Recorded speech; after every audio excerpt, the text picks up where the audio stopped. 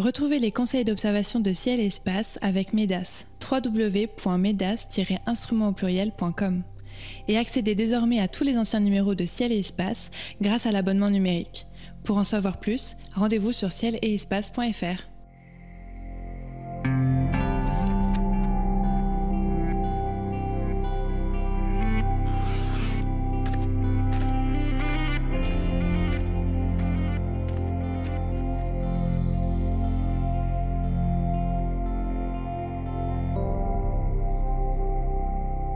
Bonjour à tous et merci d'être à l'écoute des éphémérides radio de Ciel et Espace. Comme chaque mois, conseils d'observation, coup de cœur, conseils photo et récits astro seront au programme de cette émission.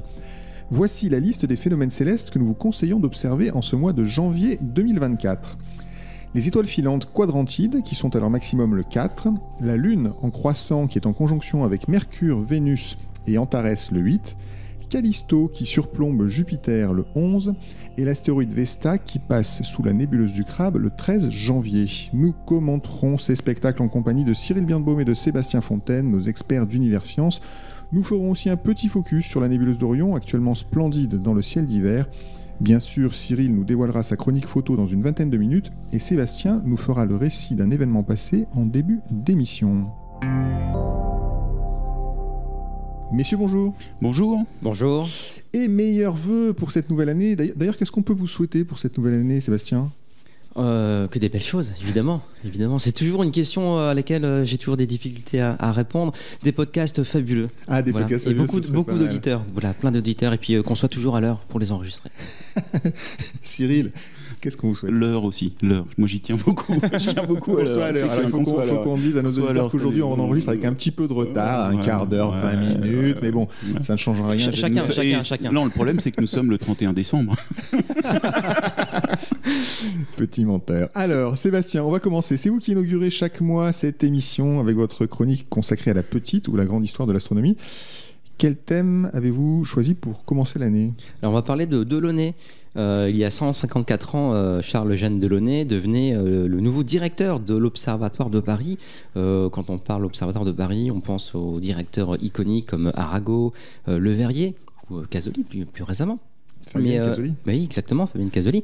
Mais voilà, Charles-Eugène Delaunay. Donc, on a déjà parlé à ce micro. Il est né dans l'Aube, pas très loin de Troyes, où d'ailleurs il a suivi son premier cursus au collège de Troyes, avant d'intégrer Polytechnique en 1834. Il va d'ailleurs en sortir major en 1836.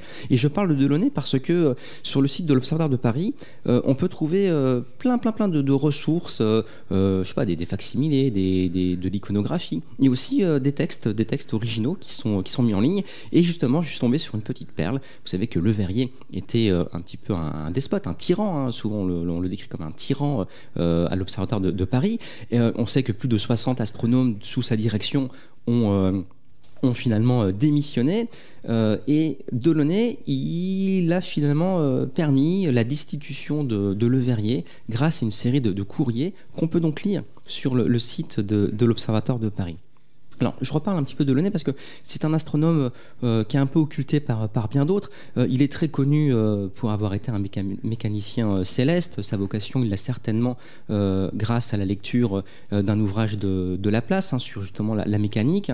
Et en fait, ce contemporain de Le Verrier, va donc accéder à la fonction de directeur lorsque Le Verrier va tout simplement être mis à la porte. Et je vais vous lire par exemple quelques extraits de la correspondance que Delaunay entretient avec différents ministres de l'époque pour justement appuyer le départ de Le Verrier. Écoutons ça. Alors écoutons, juste deux extraits, ça va être très rapide. Alors, donc c'est notre ami Delaunay qui parle de Le Verrier. D'un despotisme fantaisiste et insupportable avec ses inférieurs, Le Verrier passe à une platitude obséquieuse avec ceux qui sont au-dessus de lui et dont il peut attendre quelque chose. Il est d'une lâcheté à toute épreuve, et dès qu'il se sent pris, il fait le chien couchant, mais c'est pour attendre le moment favorable de reprendre ses allures habituelles. En même temps, il parvient à faire trembler, par son audace, la plupart de ceux dont il a quelque chose à obtenir et sur lesquels il peut avoir la moindre prise. Pour conclure, monsieur le ministre, je dirais que l'honneur de notre pays, l'intérêt de la science, l'intérêt même du gouvernement exige qu'un pareil scandale cesse et que Leverrier soit chassé de l'observatoire. Waouh. Alors voilà, il y en a comme ça sur des pages et des pages. Alors, on se rappelle que Leverrier est quand même, c'est pas un neuneu, hein. On lui doit quand même la découverte par le calcul de Neptune. Voilà, c'était quand même quelqu'un de très carré sur le plan scientifique, mais c'est vrai qu'il était assez insupportable. Donc effectivement, je passe les détails. Leverrier se fait virer finalement de l'observatoire. Delaunay prend sa place et Delaunay va commencer par réformer bien sûr un petit peu l'observatoire, parce que Leverrier y a pris ses aises, hein. Il avait par exemple détruit la salle de conférence, hein, l'auditorium, pour en faire ses appartements privés. C'est qu'un exemple parmi tant d'autres. Et malheureusement, notre ami Delaunay, eh bien, ingénieur de son état, il a fait l'école des mines, eh bien, il va malheureusement décéder de façon prématurée dans la rade de Cherbourg, qu'il inspecte, hein, pour une visite d'inspection sur... Voilà, la rade de Cherbourg vient d'être inaugurée, et malheureusement, hop, il tombe à l'eau, il décède, plus de directeur à l'Observatoire de Paris, et qui rappelle-t-on à l'Observatoire de Paris pour prendre la direction de l'établissement ? Leverrier. Et donc le retour de Leverrier. Donc voilà cette parenthèse Delaunay. Alors Delaunay, on lui rend hommage dès son décès. Un cratère lunaire porte son nom, un astéroïde, ça c'est plus récent. Et plus étonnant, le nom de Delaunay figure sur la Tour Eiffel, puisqu'il y a toute une série notamment de scientifiques voilà, dont on a rendu hommage finalement. Et donc voilà, son nom est gravé sur la Tour Eiffel avec quelques-uns de ses camarades. Eh bien, merci pour cette petite évocation d'Eugène Delaunay. On commence la liste des événements observables ce mois-ci avec quelques étoiles filantes. Cyril, c'est le 4. Les quadrantides, qui sont un essaim qui réserve parfois de très belles surprises. Sauf que là, le pic ne dure que quelques heures, je crois. Ouais, en fait, le vrai souci, c'est qu'il est à 12h53 TU, quoi, en plein jour. Donc, à moins d'augmenter votre empreinte carbone et d'aller un peu plus loin, c'est pas tout de suite gagné. Au moins pour le maximum. Alors, ce qui se passe, c'est qu'en réalité, du 1 au 5 janvier, on peut en voir des étoiles filantes. Au moment du pic, on parle de 2 étoiles filantes à la minute, donc entre un peu plus d'une centaine par heure. Et là, l'autre souci qu'on va avoir, en fait, c'est, bon, bien sûr la météo, mais c'est aussi la Lune. C'est-à-dire qu'il y aura quand même la Lune. La Lune, elle est à demi-quartier, c'est une moitié de Lune, là. Elle va se lever vers 1h du matin, donc dans la nuit du 3 au 4. C'est-à-dire que vous l'aurez sur la matinée. Mais ça n'empêchera pas d'essayer d'observer. Donc en fin de matinée, le 4, pardon, dans la nuit du 3 au 4, donc en fin de matinée, et puis en début de soirée dans l'autre sens. Donc vous devriez sans problème en voir quelques-unes. D'accord. Alors c'est tentable en photo des étoiles filantes ou... Oui, c'est assez facile. En plus, là, le ciel, comme le soleil se couche vers 17h, un petit peu après 17h, et dans l'autre sens, il se lève un petit peu avant 9h. C'est-à-dire que vous avez un ciel d'hiver avec un fond bien noir, bien contrasté. Donc, il suffit de prendre un pied photo, un appareil photo, plutôt un grand champ, de pointer, là, vous pouvez pointer plutôt donc, à l'opposé de la Lune, tant qu'à faire. Donc ça peut être à plein nord, hein, Quadrantide, c'est Bouvier, Grand Ours, hein, le radian. Et à ce moment-là, l'idée en fait c'est de monter en sensibilité, maximum de sensibilité et temps de pause en fonction de la qualité du ciel, donc avant que ce soit complètement blanc. Donc ça veut dire que en ville, vous allez faire des pauses très très courtes, forcément, et en race campagne ou à la montagne, vous allez pouvoir avoir quelques secondes de pause avec 3200 ou 6400 ISO. Très bien. Alors tentable éventuellement le 3 ou le 4, mais c'est aux antipodes. Mais je suis en train de penser, il y a quand même une autre solution. Alors je ne sais pas si vous vous souvenez, en fait, c'était dans les années 90, ça a été un précurseur, c'est Pierre Terrier. Pierre Terrier, en fait, il avait un récepteur qu'il avait dû acheter en Roumanie, donc à Bucarest, un récepteur HF là, et pendant qu'on observait, c'était l'ancien observatoire de l'association française d'astronomie Agnan, donc il pointait une antenne qui avait c'était une sorte de râteau, hein, relié à sa TSF qui était donc sur des ondes qu'on n'a pas en France, donc dirigé plein est. Et ce qui se passait, c'est que dès qu'il y a une étoile filante qui rentre dans l'atmosphère, donc là, qu'il fasse jour ou nuit, c'est pas un problème.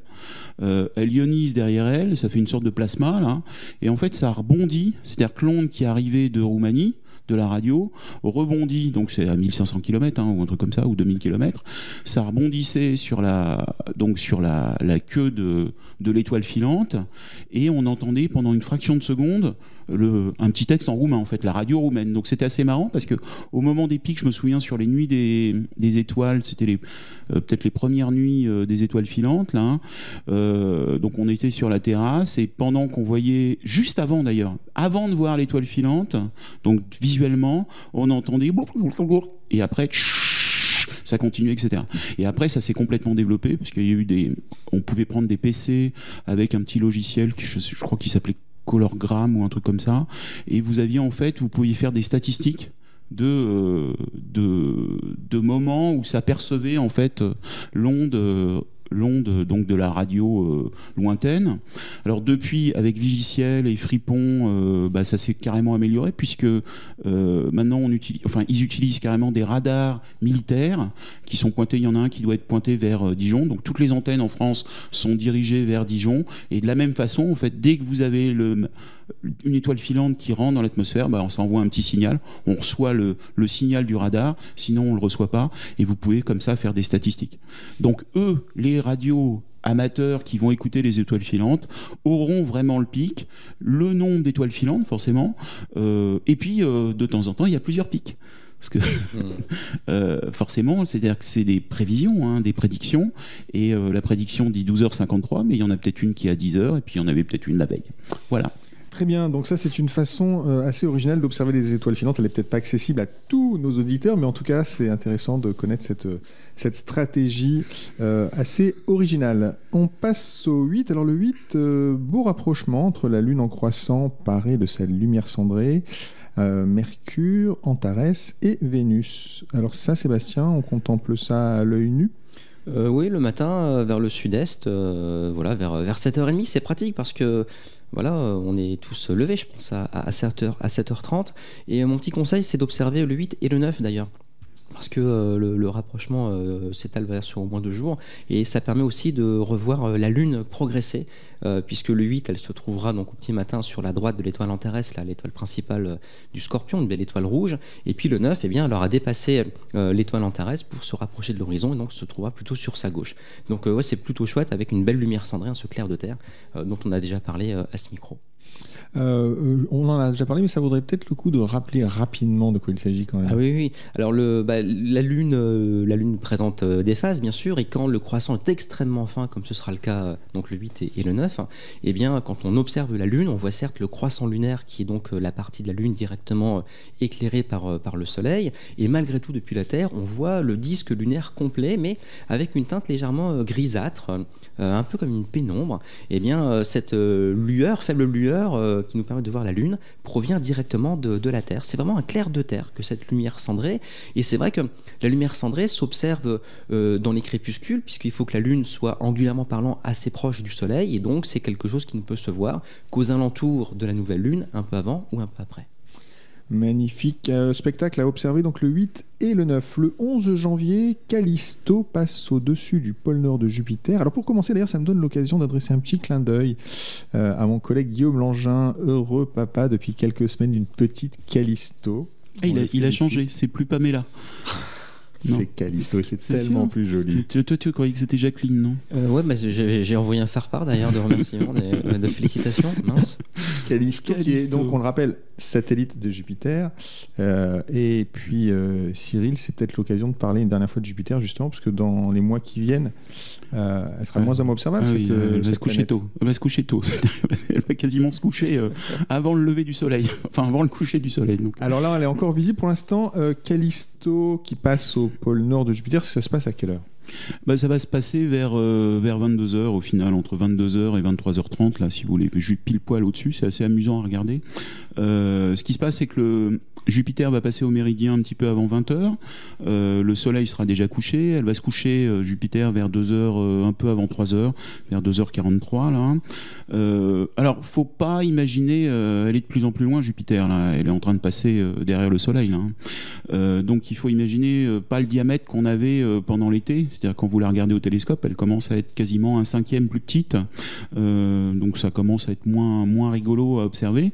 En revanche, vous allez bien voir, en début de soirée, d'un côté, Ganymède, Callisto qui sera juste au-dessus, qui est en train de s'avancer au-dessus du pôle Nord, là. Donc probablement en bas de l'image dans votre télescope. Là. Et puis vous aurez dans la foulée de l'autre côté, en face de Ganymède qui est assez loin, vous aurez Europe et Io qui seront très rapprochés. Ce qui est amusant, c'est que vers minuit et demi, il y aura la tache rouge qui va apparaître aussi sur le côté. Donc ça fait une observation qui est plutôt sympa à regarder.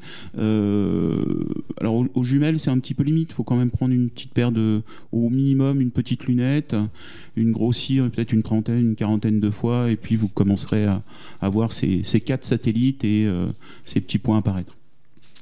Parfait, merci beaucoup. On passe au 13. Alors le 13, une observation pour les auditeurs équipés d'un télescope. Vesta passe sous la nébuleuse du Crabe.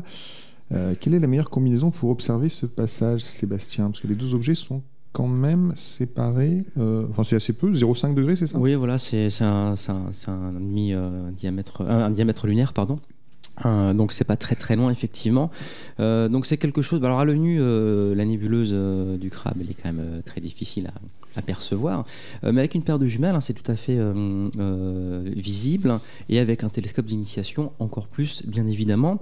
Donc tout ça, ça se passe dans la constellation du Taureau.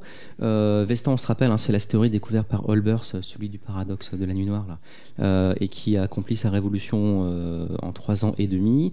C'est un astéroïde assez gros, c'est le deuxième plus gros si je ne me trompe pas après Cérès. Voilà, Vesta fait à peu près 500 km de diamètre, et donc voilà, ce rapprochement est assez commun finalement, parce que on est proche de l'écliptique finalement, et donc c'est vrai que la nébuleuse du Crabe, M1, reçoit régulièrement la visite d'astres du système solaire, la Lune, les planètes, ou bien sûr les astéroïdes comme le 13. Alors ça avance très vite, c'est rigolo, parce que si vous observez le 12, le 13 et le 14, eh bien vous mettez en évidence également la vitesse réelle de l'astéroïde, puisque c'est de place de quelque chose de l'ordre de 10 minutes d'arc par jour. Voilà.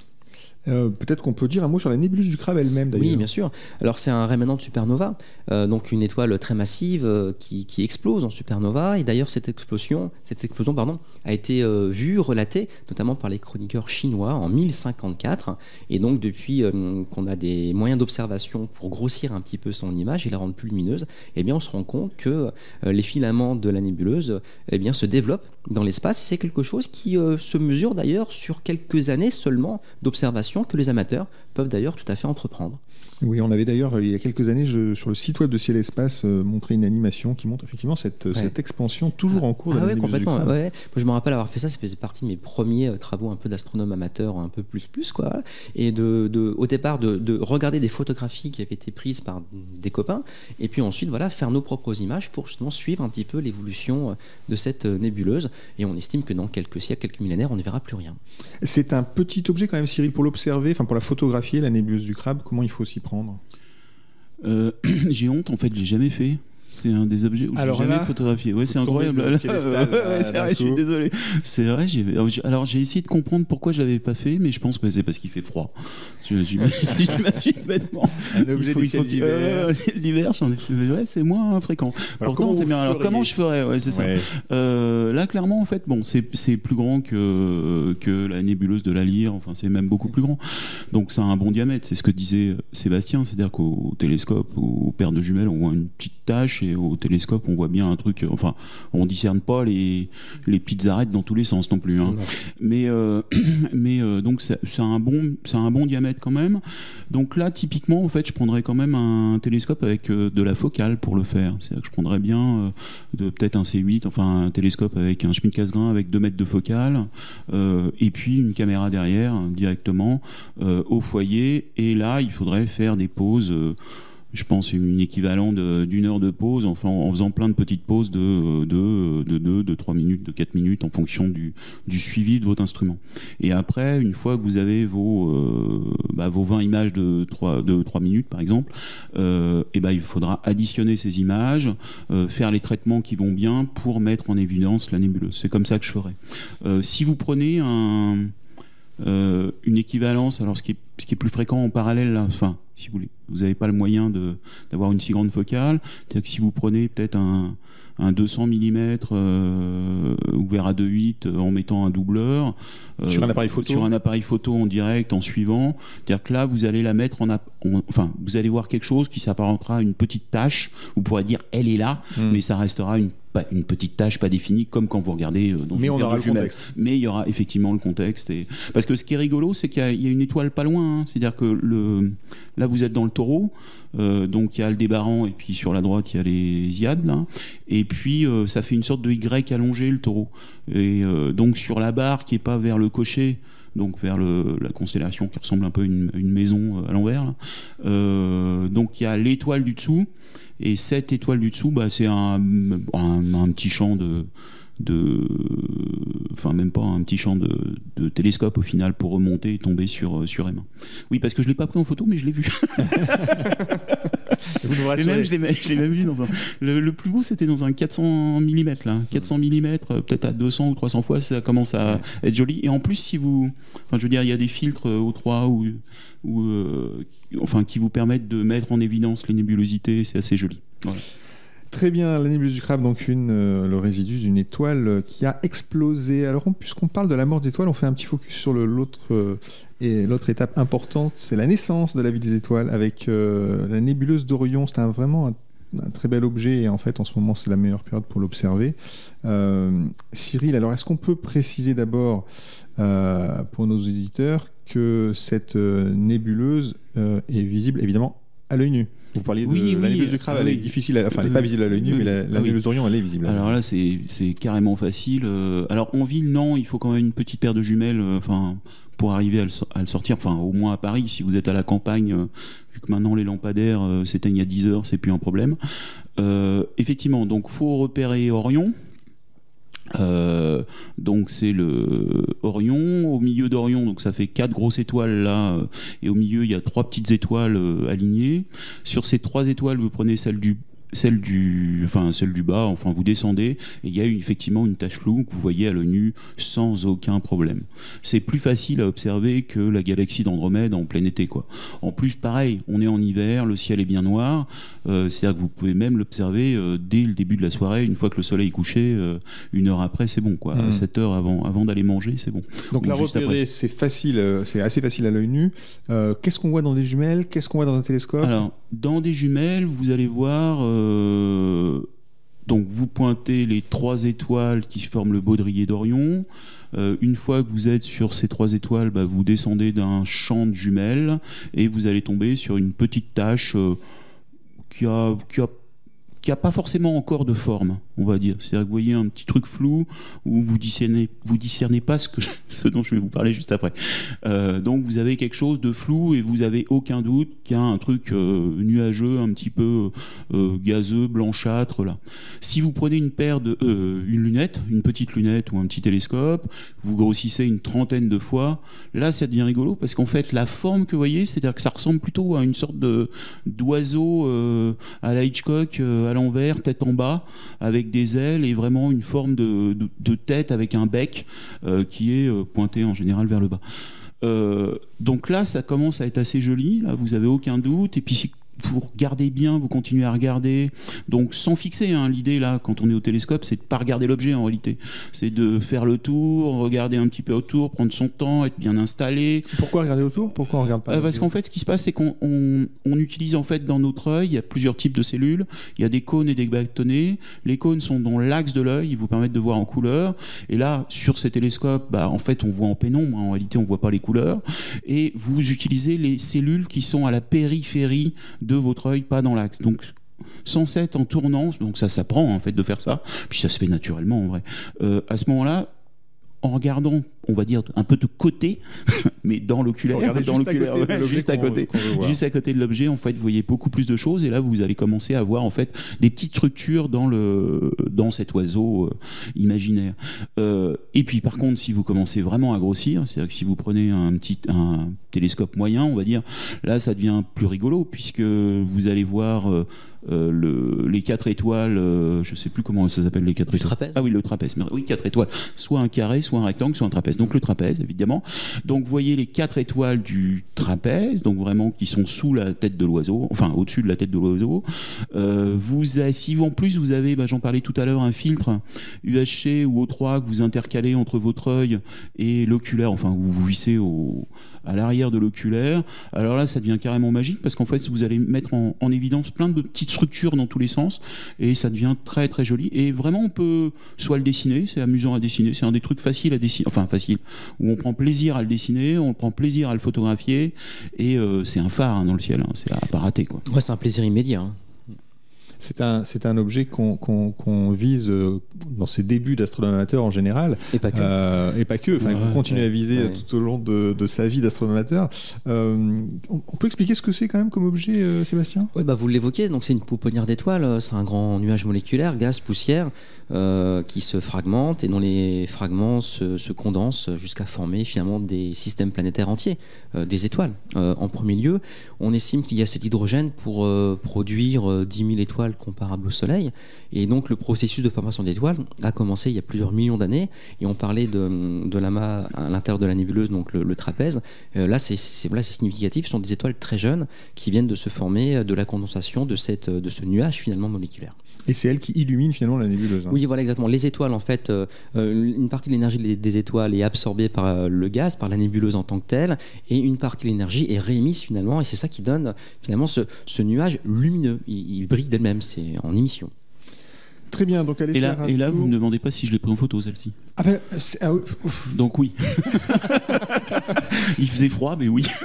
Je n'osais pas vous mettre en difficulté. Non. Celle-ci c'est fait. Voilà, bon, vous pouvez continuer.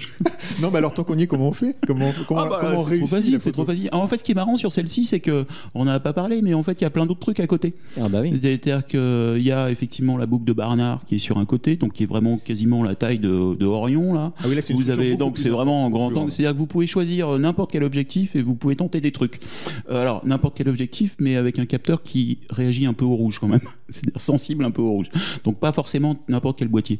Mais c'est-à-dire que vous pouvez la prendre au 50 mm avec la constellation complète, rendre pile poil dans un 50 avec la nébulosité. Avec un peu de chance, vous allez même avoir la tête de cheval qui est sous l'étoile du bas. Là, je sais plus comment elle s'appelle. Alors je l'ai noté. Je regarde mon anti-sèche. Anitac, oui. Vous pouvez effectivement avoir la tête de cheval là. Tête de cheval, d'ailleurs, on n'en a pas parlé, mais il faut quand même au moins un 3. Enfin, moi, j'ai jamais vu en dessous d'un 300 ou 350 pour là, on est commencer sur une petite nébuleuse qui est sous l'étoile là. Qui se voit en contre-jour, en fait, c'est un nuage obscur qui se voit sur un fond de ciel lumineux. Et par contre, en photo, vous l'avez tout de suite. C'est-à-dire, au 200 mm, elle sort. Alors bon, c'est pas les photos de Hubble, mais c'est assez joli. Donc photo, donc soit en parallèle, plutôt en parallèle avec petit téléobjectif. En parallèle, on va juste pour les auditeurs qui ne comprendraient pas le terme, vous utilisez une monture qui est en station, donc une monture équatoriale avec des moteurs qui compensent la rotation de la Terre, et puis vous posez l'appareil photo, ou même sans instrument posé dessus, donc ça va compenser, ça vous permet de faire des poses un peu plus longues que quelques secondes, quoi. D'accord, parce qu'il faut suivre ces objets-là, parce que sinon évidemment le ciel tourne.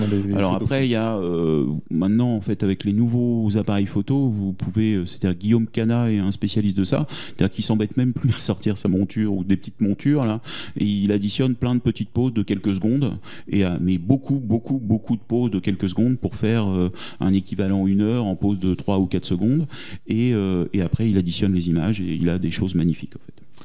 Très bien, merci pour ce petit voyage dans la constellation d'Orion.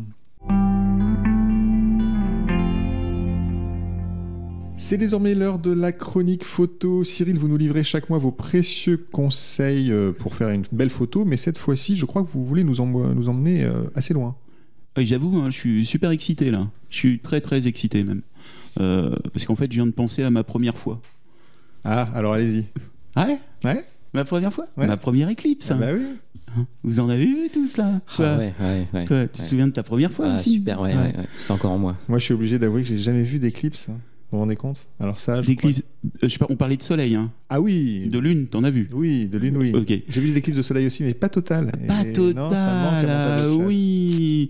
Alors, faut dire, une éclipse totale. Il pleuvait en 99 quand j'étais en France, mais il pleuvait là où j'étais. Ah oui, c'est ça, malheureusement. fallait J'ai être pas au fait bon partie endroit. des gens qui ont eu la chance de voir le soleil Ouais.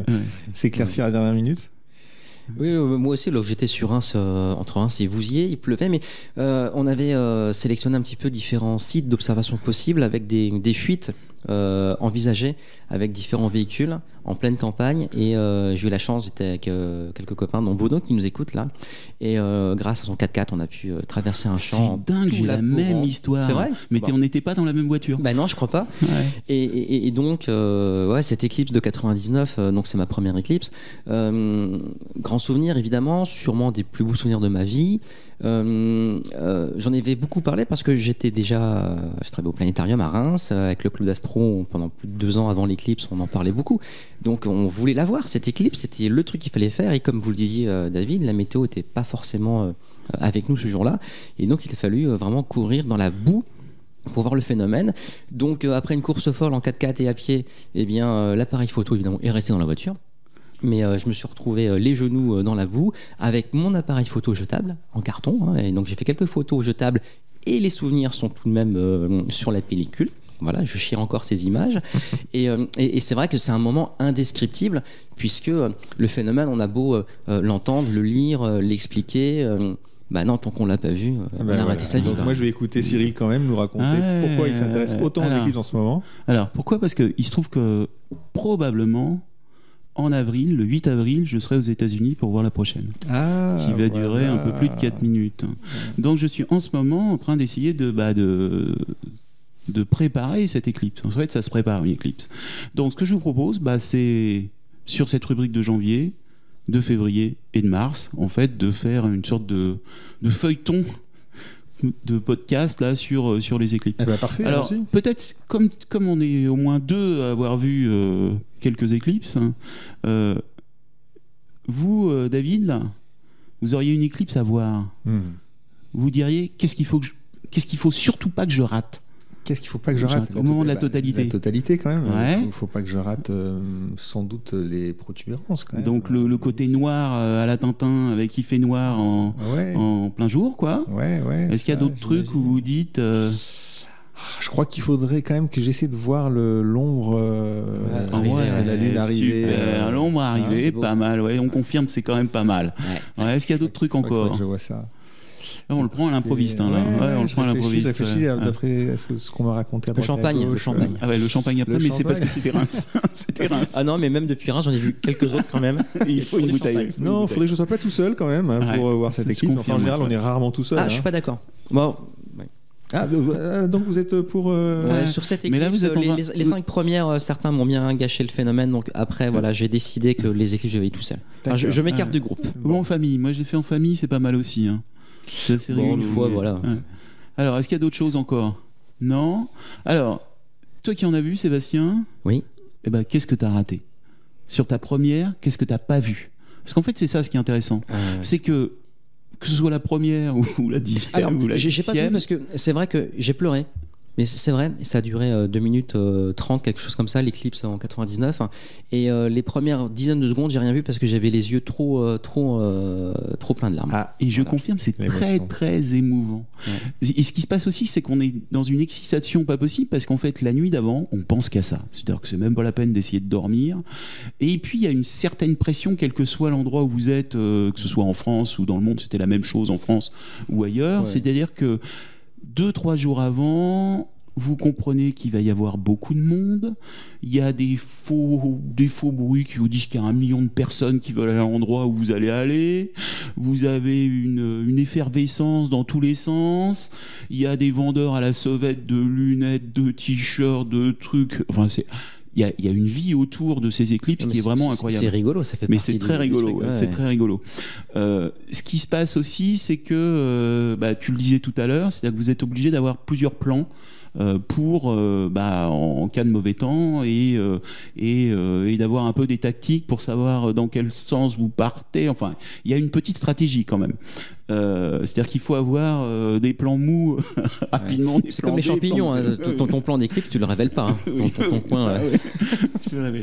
Et après, effectivement, tu as raison. C'est-à-dire qu'il y a aussi le côté est-ce qu'on y va à plusieurs, est-ce qu'on y va tout seul. Ouais. Donc ma question était qu'est-ce que tu aurais raté? Je sais pas, je l'ai raté, donc je m'en rends peut-être pas compte. Ouais. Je sais pas. Donc alors, il y a effectivement l'ombre qui arrive. Les ombres volantes. Il y a les ombres volantes sous les arbres, c'est-à-dire que tout d'un coup, vous avez en fait des petits croissants, quelques minutes avant, des petits croissants de soleil sur le sol. Il y a un truc qu'on fait pas souvent, c'est qu'on fait pas un 360 degrés à un moment. C'est-à-dire qu'au moment de la totalité, se tourner et regarder derrière, c'est assez délirant. C'est beau de regarder les gens qui regardent. Et effectivement, regarder l'effervescence encore, entendre les gens dans tous les sens, c'est assez chouette. Donc voilà, prochaine rubrique, ce sera choisir le lieu. Dans un mois, rendez-vous dans un mois au prochain podcast. Et c'était quoi la rubrique ce mois-ci? La rubrique, c'était se préparer. Quoi. C'est un teaser, c'est ça, là, c'est la pression qui va monter dans les semaines à venir. D'accord. Parfait. Magnifique, très bien. Eh bien écoutez, voilà, nous approchons de la fin de cette émission. Cyril, Sébastien, c'est le moment de dévoiler votre coup de cœur, un astre, un livre, une exposition, une mission spatiale, un festival, un astronome. Sébastien, vous avez la parole. Alors c'est une exposition, Explorer l'infiniment, une exposition qui se tient à Paris. Alors pardon pour les auditeurs qui ne sont pas parisiens, j'ai eu quelques remarques il y a quelques semaines à ce propos-là, mais tant pis. Donc cette expo, c'est aux Arts et Métiers. Donc dans le centre de Paris, une expo qui se tient jusqu'au 12 ou 14 mai prochain, vous vérifierez. Et donc c'est une expo temporaire qui parle donc des infinis.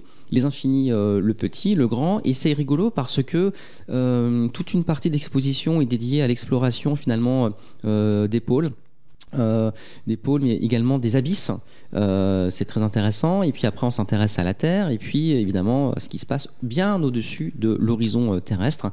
Et donc, vous avez beaucoup de champs scientifiques et techniques qui sont mis en avant et également des portraits d'explorateurs. Donc voilà, donc une exposition qui se visite en à peu près 2 heures. Et c'est aussi le prétexte pour visiter le musée des Arts et Métiers qui propose dans ses collections un bon nombre d'objets scientifiques et techniques de premier plan. Je pense par exemple à une collection d'Astrolabe qui ne peuvent que séduire les gens qui aiment les choses du ciel et de l'espace. Parfait, nous ne manquerons pas cette exposition. Cyril, quel est votre coup de cœur? C'est un outil en fait, c'est un outil assez pratique, c'est-à-dire qu'on parlait tout à l'heure de la nébuleuse du crabe M1 là. C'est pour ceux qui ne sauraient pas où la trouver en fait, c'est un atlas du ciel qui est téléchargeable, qui est gratuit, qui est imprimable même en feuille A3 si vous voulez, donc grand format, que vous le récupérez sur le site qui s'appelle Deep Sky Watch et l'atlas il s'appelle Dead Sky Hunter HUNTER.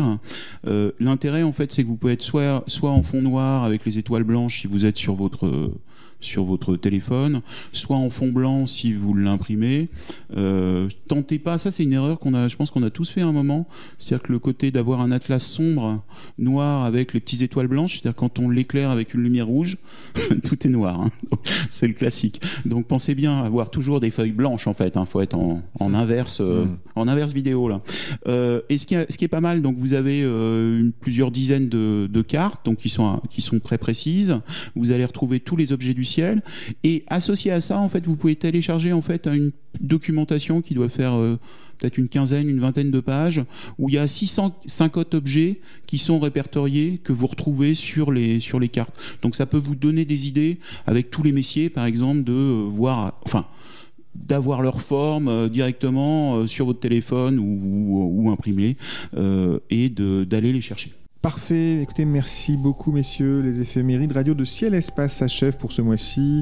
Merci à Nicolas Franco qui a réalisé cette émission, elle était présentée comme chaque mois par David Fossé. Nous vous donnons rendez-vous au mois de février. D'ici là, n'hésitez pas à vous abonner ou à vous réabonner à Ciel et Espace, nos formules d'abonnement commencent à seulement 2 € par mois. Merci pour votre fidélité et à très bientôt à l'écoute de nos podcasts.